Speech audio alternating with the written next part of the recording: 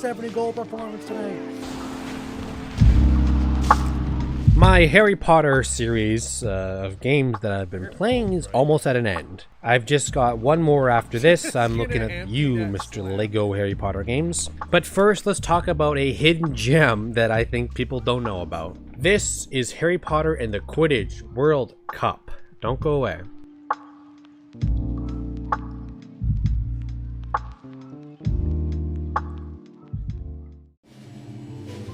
So if you don't know Harry Potter, you're probably lying because a lot of people at least know of Harry Potter. But if you don't know Harry Potter and the world, there's a sport called Quidditch. There's a ball and there's 3 goals on each side of the field. Put the ball through one of the goals, you get 10 points. During the game, people can try and hit you with another ball that'll knock you off your broom. That's pretty much it. But there's also an extremely overpowered part of the game, which they should have changed for the actual game part. I don't care what the lore of Harry Potter says. Change how many points you get from the snitch, please. The problem with the game is that if your keeper and your forwards and your defensemen are just stellar, and you're winning 140-0, well, it doesn't really matter. Because at the end of the game, the only thing that really matters is who finds the golden snitch. Because there's this golden snitch which is incredibly hard to catch.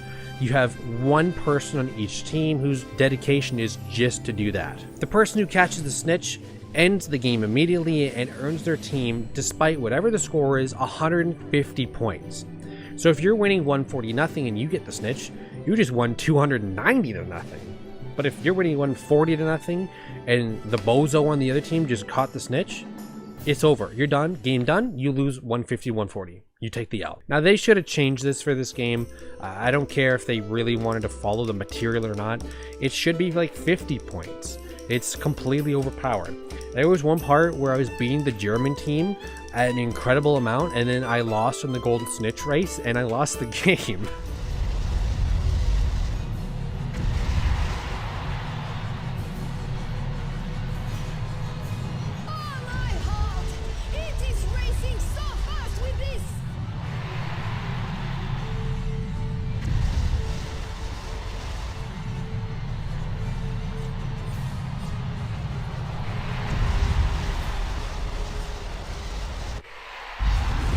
Fuck, man. Now for gameplay, I'm going to absolutely scream by this category. There's nothing to talk about. It's a sports game. You shoot, you pass, and you shoot and you pass, you score, then you pass, you try to shoot. There's a little bit more to it than that. Once in a while you get bonuses like X for boost, which is simply just a speed boost. You can use Y to use a bludger to try and hit the enemy. You have B for a defensive tackle or a offensive shoot. It's done.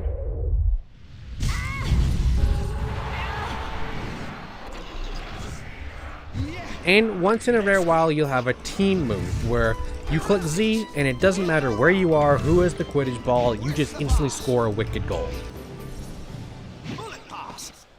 Fuck. What?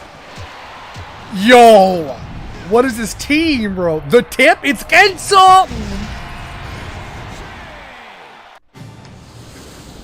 Now, if you go to play this game, you're probably wondering what is wrong with the game time.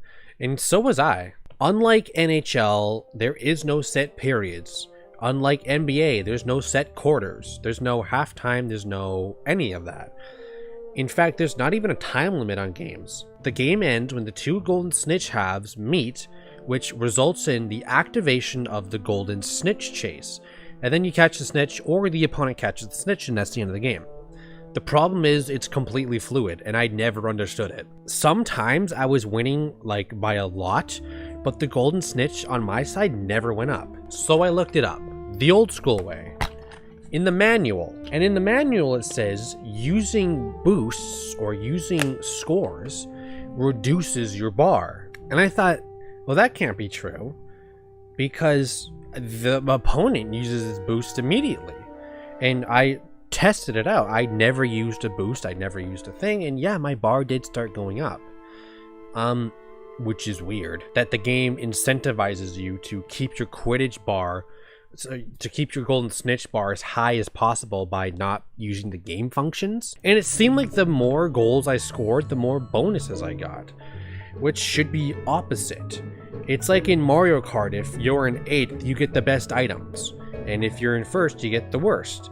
Well, I found that in the Quidditch World Cup, if I was dominating, I just kept getting more and more boosters. There should have been a set time to the game. Just make it 5 minutes long. At the end of 5 minutes, the 2 golden snitches combine, and then you race for the golden snitch. As far as game modes go, there's bare bones stuff here too. I gotta be honest, I really like this game, but it's bare bones.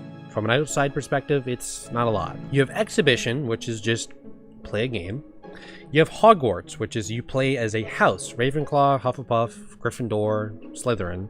After you play as that, you then unlock World Cup, where you can play as one of 9 team select, like France, Germany, US, England, Japan. You also unlock Bulgaria at one point, but the hilarious thing is that in the movies, it's Ireland and Bulgaria are the 2 teams.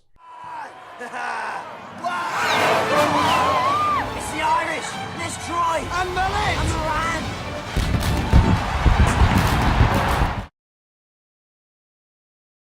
You have 9 teams here, and Ireland can't be chosen. You also have unlocks where you can unlock collectible cards. They do almost nothing. It's like you unlocked a card for Hogwarts, and it's pretty much you just get to look at Hogwarts.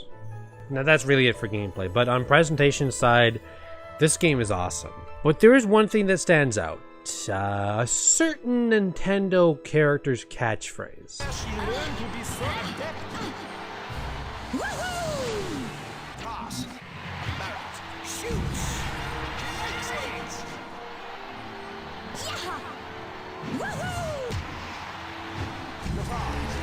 So this guy's weakness is top, cheddar.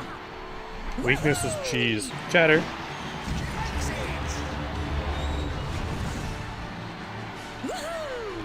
Dangle to the middle and get fucking robbed. Steal it back. Ring it in the side. Woohoo! But seriously, the presentation is great. The music is definitely Harry Potter inspired. It's not like it's random music. It's definitely Harry Potter-esque. It looks great. Maybe not graphically, it'll just blow your socks off, but it looks good enough for the time. Characters look like characters are supposed to, unless you're talking about Draco on the cover. Look what they did to him. Each World Cup that you choose, whether it's France, Japan, Nordic team, whoever it is, they have their each unique stadium and each unique goal horn. So that's the only change up you see in, I guess not gameplay, but every time you play a game, you're either on the road or at home. And in World Cup, you play, I think, 16 or 18 games. So you play like 8 on the road, 8 at home, 1 in each building. And honestly, it was so cool because I played as the France team, and every time I went to a new building, it was the same game, but it was like a new experience. And as cliche as it is, every team has its own team player names. They're not just generic random players. Like on Japan, you have Suzuki and stuff like that. So it is a bit cliche and stereotypical, but it's nice that it's not like random unnamed players. She intercepts the quaffle. Fuck, dude.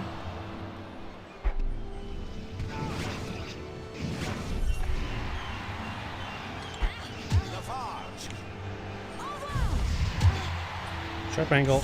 Ah, come on. Gustafsson. Mallard. She fires it. Another thing that was great is that each team has its own announcer and play-by-play person, which is actually a really well done play-by-play person. If you're playing against Team Australia, it is a Australian accented play-by-play person. If you're playing against Team England, it'll be a British sounding person. And of course, whichever team you play as, you bring that commentator. So there's 2 co-commentators. I played as France, so the France commentator was always there. But there was great interactions where the Australian team was talking about something, and then the France person would be like, oh, wait a minute, I have to interrupt you there because the ball just got stolen.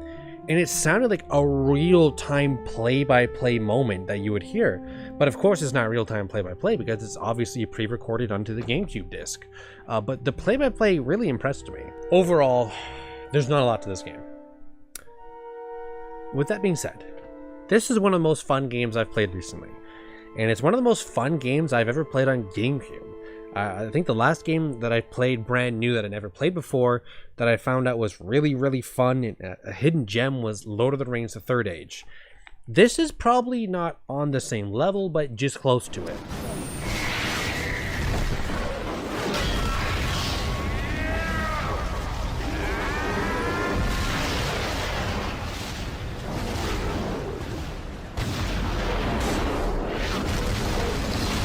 Now trust me, I didn't play this game for more than an hour and a half at a time. This is bone in bone a sports game, okay? You're not going to come up, you're not going to get lost in the world, you're not going to come in and play and get lost and play 3-4 hours worth. The main thing about this game is that I was addicted to it. And I played every day for like 4 or 5 days straight until I beat that World Cup in Team Bulgaria. About an hour and a half each day, an hour, and then of course you would fall off because it does get repetitive, but the next day I would be on it. And I probably am biased in saying all this because I do love Harry Potter and I do love sports. I am big into sports, NHL and stuff like that. So a lot of the plays I was doing was inspired, like going down low, coming back to the point and stuff like that, which doesn't exist in this game because there's no lines or blue lines, but I was still doing it. But overall, this game I truly think is a hidden gem on the GameCube. And overall, I'm looking at a 8.2 out of 10.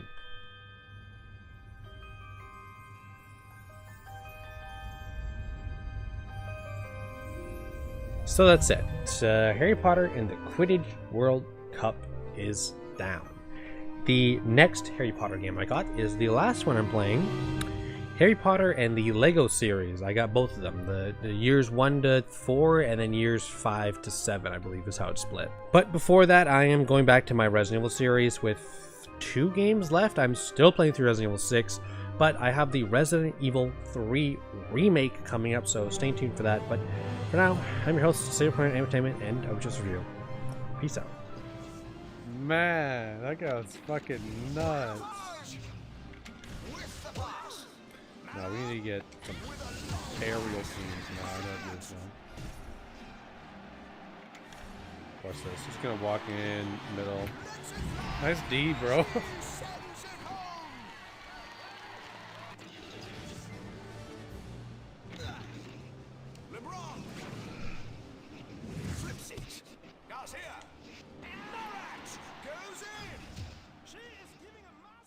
What is up? I know what you're thinking. You're only here for the bonus Easter egg soundtrack I put in at the end of every video. But did you also know I have a donation page under Buy Me a Coffee? Donate whatever you want to my channel and I'll put half that back to an environmental charity. So that's that. Enjoy the music. Peace out.